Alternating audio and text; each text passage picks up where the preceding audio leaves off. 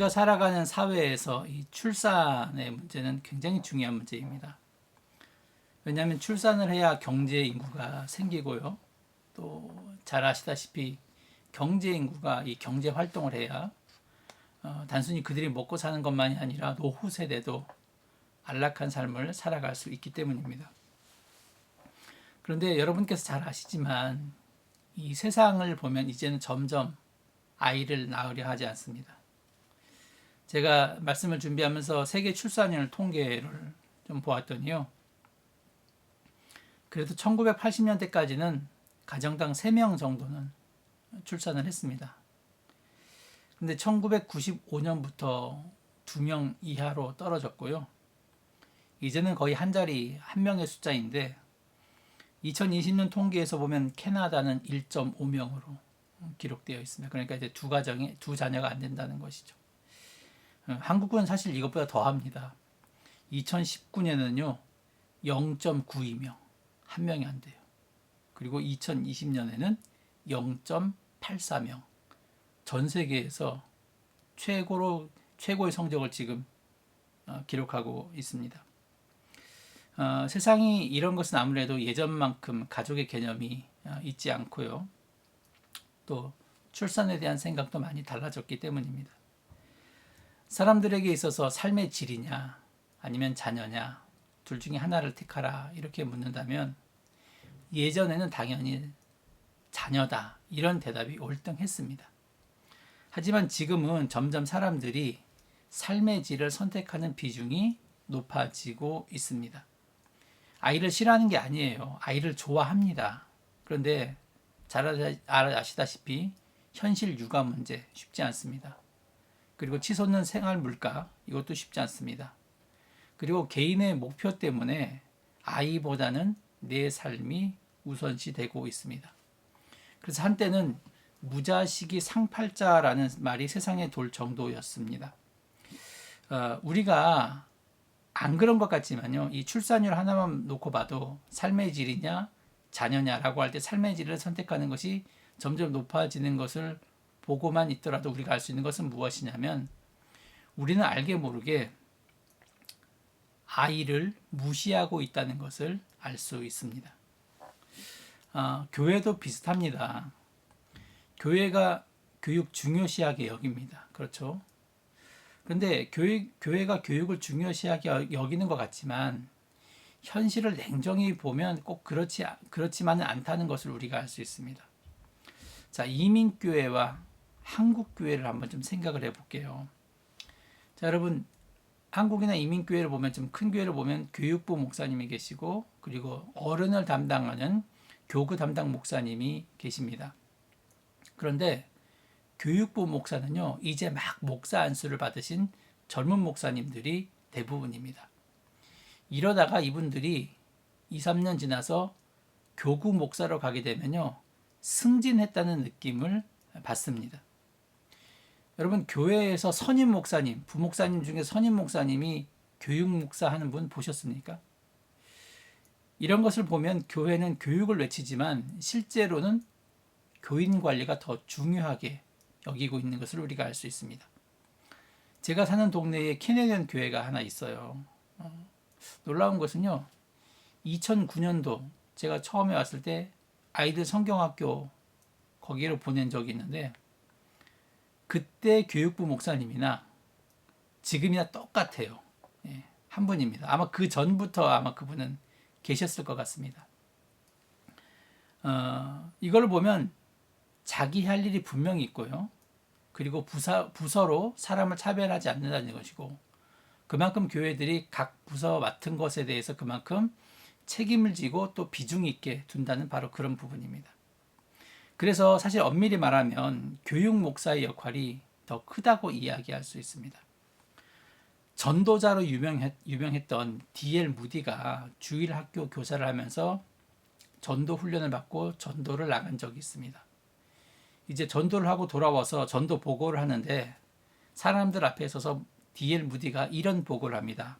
예, 저는 오늘 2사람 반을 전도했습니다. 이렇게 얘기하자 사회자가 2사람 반요? 하면서 순간적으로 갸우뚱하다가 어른 2명하고 아이 1명 전도했다는 말이군요. 이렇게 해석하며 이야기를 했습니다. 그러자 무디가 무슨 얘기를 하냐면 아닙니다. 정반대입니다. 저는 어린이 2명과 어른 1명을 전도했습니다. 그러면서 뭐라고 얘기하냐면 어른은 벌써 인생을 절반 이상 살았기 때문에 사실 반 사람입니다. 반만 사람이다 이거죠. 반 인생을 이미 살았기 때문에. 그런데 어린이는 아직 일생을 살지 않았기 때문에 무한한 인생이 그 앞에 펼쳐져 있기 때문에 어린이를 구원한다는 것은 그의 온전한 일생을 구원하는 것과 마찬가지입니다. 라고 그렇게 얘기했다는 것입니다. 참 이 얘기를 들어보면 참 실제적인 이 얘기다라는 생각이 들고요. 그리고 충분히 어른보다 어린이가 더 중요하다고 말할 수 있습니다. 오늘이 단지 어린이 주일이기 때문에 어린이의 중요성을 강조하는 것이 아닙니다. 어른보다 어린이가 더 중요한 것은요, 사실입니다. 미래를 변화시키려면 어른을 변화시키기보다 오히려 교육에 투자하는 것이 정석이며 효과적입니다. 여러분, 이 이야기는 제 이야기가 아니고요. 노벨 경제학상을 받은 사람의 이야기입니다. 2000년에 노벨 경제학상을 받은 시카고 대학의 제임스 해크먼 교수의 이야기입니다. 이 해크먼 교수는요, 재미있는 게 경제학자인데 교육 세미나 강사로 더 많이 나가는 분입니다. 이분은 교육을 경제학적 관점으로 바라보는데 교육에 투자하는 것이 일반 복지에 투자하는 것보다 훨씬 더 효과가 크다고 늘 외쳐왔습니다. 사람들은 특히 미국에서 보면요, 백인과 흑인에 대한 이야기를 하면서 지능이 생물학적 유전자에 의해 결정된다는 이야기를 많이 합니다. 이 말이 뭐냐면 한마디로 말해서 백인이 흑인보다 더 똑똑하다는 그런 말입니다. 그래서 이 제임스 해커만 교수가 실제로 뇌신경학자를 찾아가서 물었다고 합니다. 정말로 그러냐? 그랬더니 뇌신경학자가 이렇게 얘기한 게 뭐냐면 성인으로 볼 때 백인이 아무래도 흑인보다 여러 면으로 우수성을 보인다는 게 사실입니다. 근데 그러면 아이는 어떠냐라고 이야기를 했더니 뇌신경학자가 뭐라고 하냐면 백인 유아나 흑인 유아나 뇌에서는 어릴 때는 큰 차이가 없다는 그런 답이 돌아왔습니다. 즉 이 말은 무엇이냐면 백인이 흑인보다 선천적으로 뛰어난 것이 아니라는 것입니다. 그러면서 이 해커만 교수는 유전자의 문제가 아니라 이것은 교육의 문제다 이렇게 파악했습니다. 그러면서 해커만 교수는요, 초중고 교육이 아니라 1세부터 5세까지 유아 교육에 집중을 했습니다.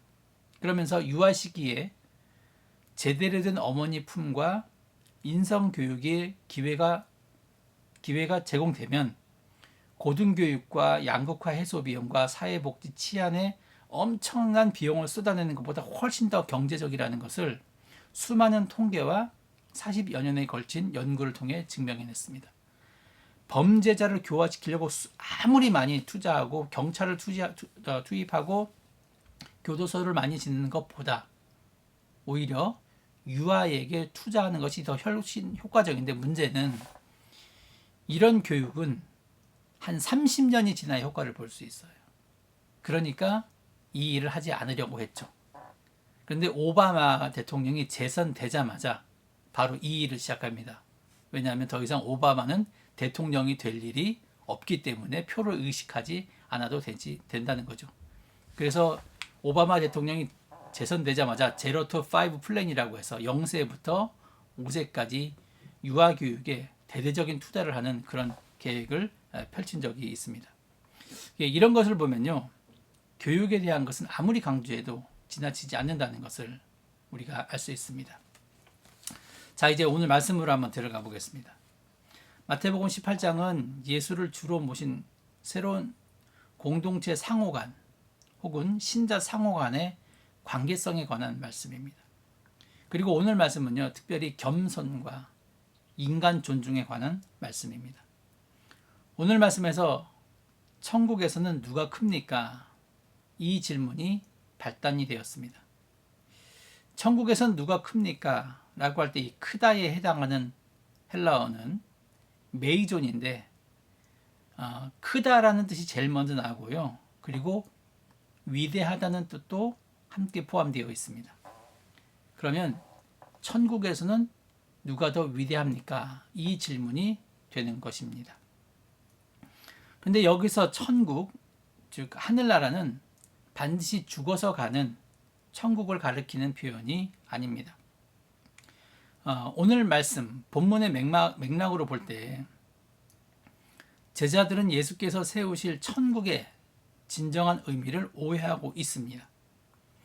예수께서 건설하실 나라가 바로 이 땅에 정치적으로 이루어질 지상 왕국일 것이라는 생각에서 예수께 물은 이 질문은 곧 제자들이 아직도 예수의 메시아 사역을 올바르게 이해하지 못했음을 잘 보여주고 있습니다. 예수께서는 이미 천국에서는 계명을 지키며 가르치는 자가 가장 크다라고 이미 말씀하셨습니다. 마태복음 5장 19절 말씀에 보면 이렇게 이야기합니다. 그러므로 누구든지 이 계명 중에 지극히 작은 것 하나라도 버리고 또 그같이 사람을 가르치는 자는 천국에서 지극히 작다 일컬음을 받을 것이요 누구든지 이를 행하며 가르치는 자는 천국에서 크다 일컬음을 받으리라 라고 하면서 계명 중 지극히 작은 것 하나라도 행하는 사람 그리고 가르치는 사람 이런 사람이 천국에서 가장 위대한 사람이다라고 이미 산상설교에서 언급하셨습니다. 그럼에도 불구하고 제자들이 보기에는 예수님께서 베드로 그리고 야고보 그의 형제 요한 이 세 사람을 특별히 총애하는 것 같이 보입니다. 왜냐하면 마태복음 17장에 보면 이제 예수님께서 변화산에 올라가는 그 이야기가 나오는데 거기에 보면 이 세 명의 제자만 데리고 가는 것을 볼 수 있습니다. 그리고 때때로 베드로가 책망을 받긴 하는데 계속해서 제자들의 대표로 활약하는 걸 볼 수 있습니다. 이게 뭐냐면 항상 보면 묻는 사람은 베드로예요. 제자 중에서. 그리고 무리를 대표로 걷는 사람도 베드로입니다. 여러분 바돌로메가 예수님께 물었다 이런 말씀 본 적 있습니까? 거의 없죠. 항상 보면 예수님께 물은 사람은 베드로입니다. 그렇기 때문에 사람들이 베드로가 예수님의 수제자라고 그렇게 생각한다는 것이죠. 이러니까 제자들 사이에서는요. 이제 예수께서 세우실 이 지상나라에서 과연 누가 더 높은 서열을 차지하게 될 것인가 하는 관심과 더불어서 자신의 지위에 대한 불안감을 갖게 되었다는 것입니다. 거기다가 바로 앞장 17장에 보면요. 28절에서 예수께서 왕권을 가지고 온다. 이런 예언까지 하시고 그리고 이제 곧 정치의 중심지인 예루살렘의 입성을 목전에 두게 되자 제자들은 그때가 다가왔음을 직감하면서 서로 자리 다툼을 벌여왔던 것입니다. 이에 대해서 예수께서 말씀하십니다. 3절과 4절에 보면 이르시되 진실로 너희에게 이르노니 너희가 돌이켜 어린 아이들과 같이 되지 아니하면 결단코 천국에 들어가지 못하리라. 그러므로 누구든지 이 어린 아이와 같이 자기를 낮추는 사람이 천국에서 큰 자니라. 이렇게 이야기하고 있습니다. 자, 어린 아이들과 같이 되지 아니하면 여러분 이 표현은 잘 아시겠지만 어린애처럼 유치해져라 이런 의미가 아닙니다. 여기서 어린 아이들과 같이라는 말은요 영어로 유치하다는 뜻 childish를 얘기하는 것이 아니라 어린 아이와 같아지라는 뜻 child like입니다. 그러면 어떤 점에서 어린 아이와 같아지라는 말입니까? 3절에 보면 너희가 돌이키는 것 그리고 4절에서 보면 자기를 낮추는 것 바로 이 두 가지입니다. 3절에서 말씀하시는 너희가 돌이켜 해당하는 헬라어는 스트라페테인데요. 뜻은 얼굴을 돌리다. 그리고 몸을 돌이키다. 이런 물리적 방향을 전환하는 것만이 아니라 바로 마음의 변화 그리고 행동 양식의 변화까지도 나타내고 있습니다. 방향을 잘못 잡은 사람이 이를 깨닫는 순간에 즉시 방향을 바꾸는 것을 나타내는 말이 바로 이 말입니다. 즉 천국에서 서열에나 관심을 치중하는 이 제자들의 태도가 잘못되었다는 것을 이야기하고 있습니다. 감리교 목사님 중에 고진아 목사님이라고 계신데 이분이 시인이면서 이런 시를 쓰면서 이런 이야기를 했습니다. 천국에는 숫자가 없다. 예, 천국에는 숫자가 없다. 천국엔 1등, 2등, 3등이 없어요. 천국에서는 30평에 사냐 40평에 사냐 이게 없어요. 그렇죠? 천국에는 뭐 1000cc 차를 타느냐 2000cc 차를 타느냐 3000cc 차를 타느냐 이런 이야기가 없다는 것입니다. 천국은 높낮이가 있는 곳이 아니고 서열이 있는 그런 곳이 아닙니다. 오히려 이곳은 돌이키는 곳, 내 마음의 변화까지 나타나는 곳, 바로 이것이 진정한 천국의 모습입니다.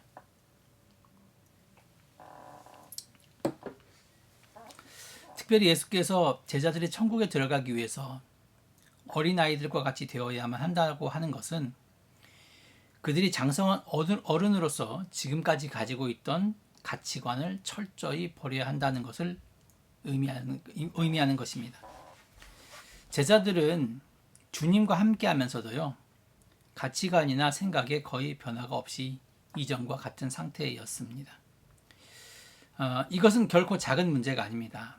성경 고린도 후서에 보면 그러므로 누구든지 그리스도 안에 있으면 새로운 피조물이라 이전 것은 지나갔으니 보라 새 것이 되었다 이렇게 말씀하고 있는데 여기서 새롭다는 말은 하루 이틀 이렇게 새롭다는 이야기가 아니라 본질적으로 우리가 새로워져야 한다는 바로 그런 말씀입니다.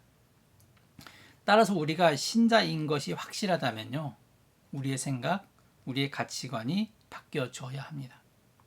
그리스도를 믿은 이후에도 여전히 세속적인 가치관과 사고방식에 지배되고 있다면 신앙에는 정말로 심각한 문제가 있는 것입니다. 그리스도를 알고 믿기 이전에 어떤 가치관이 있었는지, 어떤 사고방식에 지배되었는지 여러분 이것은 중요한 문제가 아닙니다.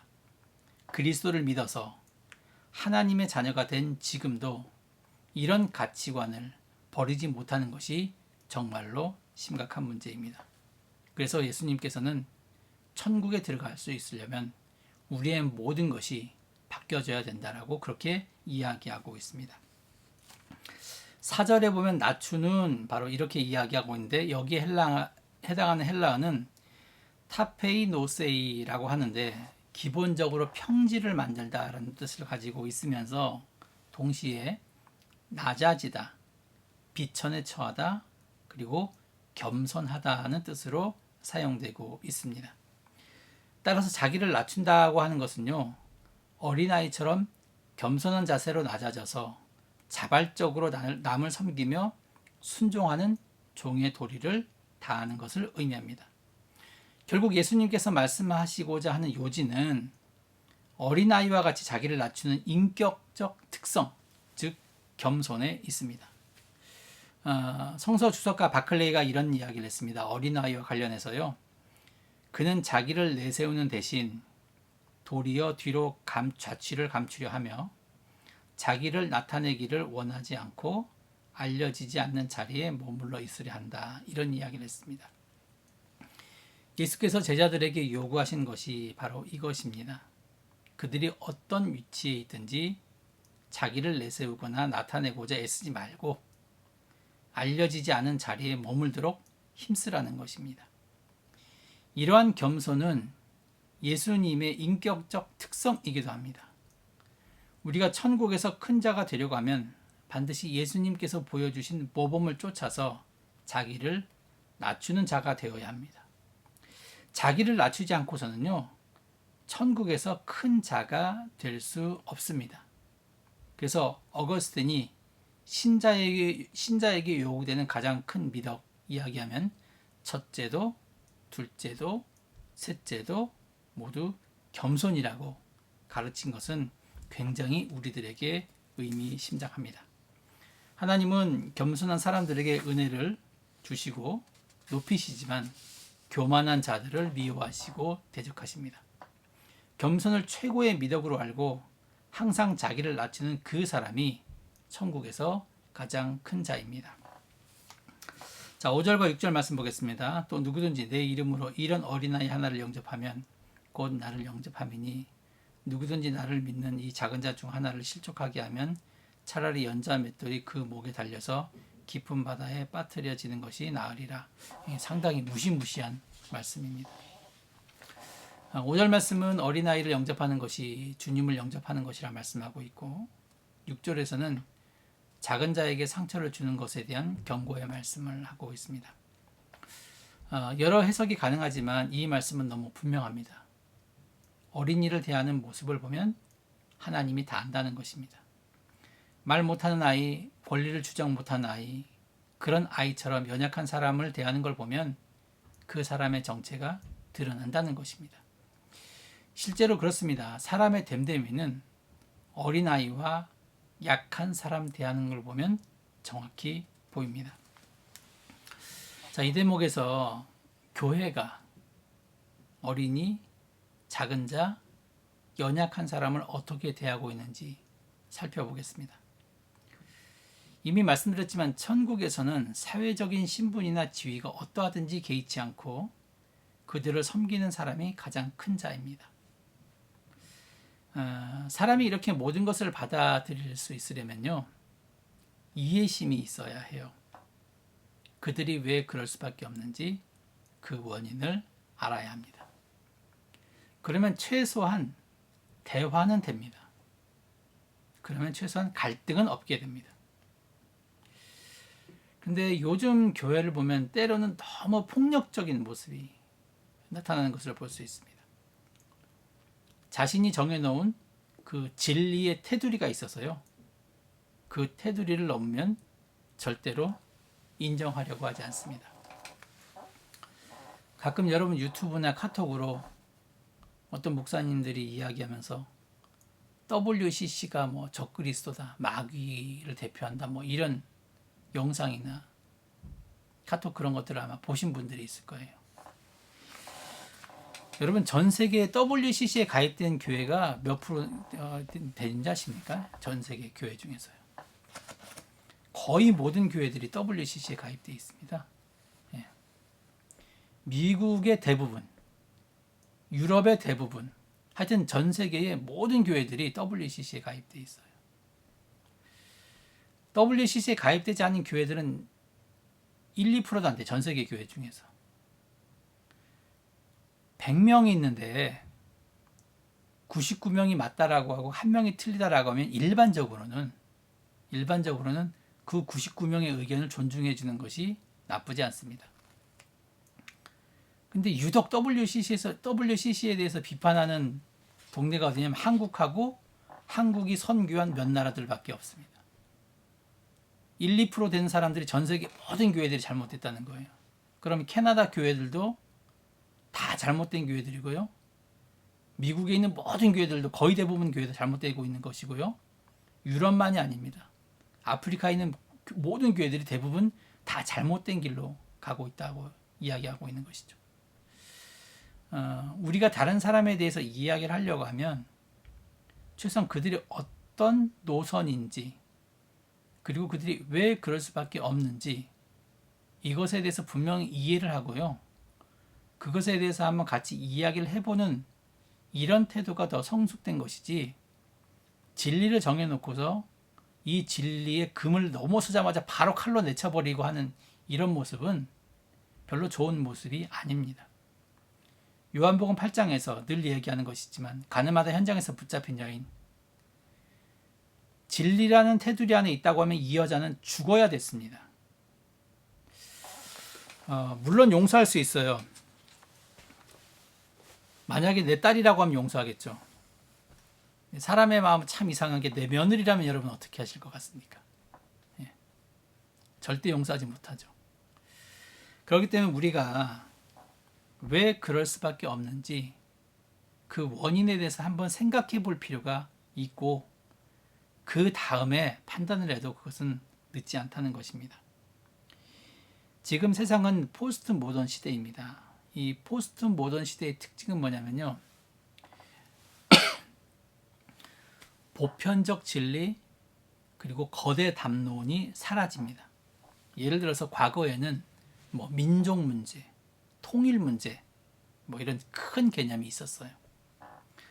하지만 그런 보편적 개념보다는 개인의 개성이 더 중요시되고 있습니다. 신앙에서 어떤 분들은 다원주의라는 이야기를 하면 경기를 일으키는 분들이 계십니다. 그런데 우리는 이미 다원화된 세상에서 살고 있습니다. 개성을 존중하는 것이 바로 그런 거죠. 자, 여러분 요즘 유튜브를 한번 봐보세요. 사실 요새 뭐 젊은 사람들이 누가 텔레비를 봅니까? 다 유튜브 하죠. 근데 유튜브의 특징은 뭡니까? 각자 한 사람 한 사람의 컨텐츠가 된 세상 아니에요. 그렇죠. 각자에서 아주 특이한 것, 뭐 잘 먹든, 아니 운동을 열심히 하든, 열심히 돌아다니든, 그런 모든 것들이 각자가 컨텐츠가 되는 바로 그런 세상입니다. 자기가 잘하는 일이 사람들에게 어필이 되면 됩니다. 이런 다원화된 세상에서 오로지 내 주장만 옳다고 여기고 다른 사람이 생각하는 가치는 무가치한 것이거나 혹은 진리 아닌 것으로 여긴다면 여러분 그 사람의 태도가 문제라는 것입니다. 코로나19를 통해서 한국교회가 작은 자에게 관심을 갖기보다는요, 오히려 얼마나 사람에 대한 존중과 일반 상식과 그런 것에서 동떨어져 있는지 그것을 확인할 수 있었습니다. 교회는 낯선 것, 다른 것, 작은 것에 대해서 왜 그럴 수 있는지 생각하는 것이 아니라 진리 또는 진리를 지킨다는 표현으로 자신의 정당성을 위해서 그들의 소리에 귀를 기울일 생각을 하지 않고 오로지 진리를 칼로 도려내는 데에 열중했습니다. 구원과 진리를 이야기하지만 그 구원과 진리는 더 이상 이 세상 사람들에게 설득력 있게 다가가지 못합니다. 이제 한국에서 교회를 이야기하면 피곤한 존재, 꼰대, 자기들만 아는 사람들이라는 인식이 분명하게 자리 잡았습니다. 마태복음 25장 40절에서 주님은 너희가 여기 내 형제 중에 지극히 작은 자 하나에게 한 것이 곧 내게 한 것이라 이렇게 말씀하셨습니다. 여기서 주님이 말씀하신 내 형제란 줄이고 목마른 자, 나그네 된 자, 헐벗은 자, 병든 자, 옥에 갇힌 자를 이야기합니다. 이런 사람들은 제가 말씀드린 것처럼 우리가 보기에 낯선 것, 다른 것, 그리고 작은 것입니다. 그리고 이런 사람들을 향해서 예수께서는 내 형제다 이렇게 말씀하고 있습니다. 또 그들에게 한 것이 곧 당신께 한 것이라고 말씀하고 있습니다. 그러므로 우리가 정말로 주님을 사랑한다면 바로 이와 같은 자들을 돕고 따뜻한 마음으로 보살펴야 합니다. 예수께서 누가복음 10장에서 선한 사마리아 사람의 비유에서 마지막으로 묻습니다. 누가 강도 만난 자의 이웃이냐? 지금까지 교회는요, 누가 우리의 이웃이 아니냐를 판단하는 데 골몰했습니다. 그리고 이웃이 아니어야 할 이유를 찾아내는 데 에너지를 쏟았습니다. 내 이웃이 되기에 보기에는 가난해 보여. 내 이웃이 되기에는 피부색이 달라. 내 이웃이 되기에는 성 정체성이 달라. 여러분 정작 자신이 좋은 이웃인지에 대한 여부는 관심을 두지 않습니다. 다른 사람을 재단하기에 바쁜 것이 바로 우리들의 모습이었다는 것입니다. 그러다가 어느 순간부터 다른 이웃들로부터 손가락질을 당하게 되었습니다. 여러분 이것이 현실입니다. 부끄럽지만. 누가 강도 만난 자의 이웃이냐? 이 구절이 앞으로 포스트 코로나 시대에 교회가 이 사회에 책임감 있는 구성원이 될지 여부를 판가름하는 바로 시금석이 될 것입니다. 밴쿠버에 보면 뷰 대학원이라고 있습니다. 기독교 대학원인데요. 뷰 대학원의 최종원 교수가 이런 말을 했습니다. 이제는 성경 덜 읽고 기도 좀 덜 하더라도 우리 이웃의 모습을 주의 깊게 있는 그대로 존중하며 바라보는 연습을 하자. 좀 용기 있게 이웃을 사귀는데 목소리를 내보자. 이런 이야기를 했습니다. 제가 설교를 시작하면 오늘 본문이 겸손과 인간 존중에 있다, 이런 말씀을 드렸습니다. 지금 이 시대의 그리스도인으로서의 겸손이 무엇인가 다시 한번 생각해 보았으면 합니다. 그리고 포스트 모던 시대의 인간 존중이 무엇을 의미하는지도 생각해 보았으면 합니다. 세상은 점점 작은 자들이 늘어나고 있습니다. 오늘 말씀에서는 가장 작은 자에게 한 것이 그리스도의 한 것이다라고 그렇게 이야기하고 있습니다.